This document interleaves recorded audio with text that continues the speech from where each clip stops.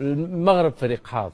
المغرب عنده مقومات ممتازة كي يصل إلى أبعد الحدود في كأس العرب. شيء ثاني يعني تحضير، تنسيق، استراتيجية واضحة للمغرب في هذا الموضوع. المغرب لا نتحدث عنه. صح.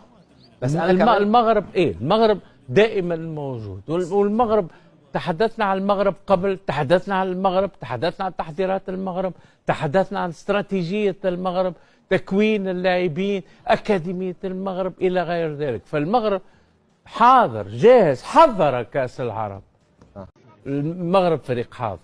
المغرب عنده مقومات ممتازة كي يصل إلى أبعد الحدود في كأس العرب. شيء ثاني يعني تحضير، تنسيق، استراتيجية واضحة للمغرب في هذا الموضوع.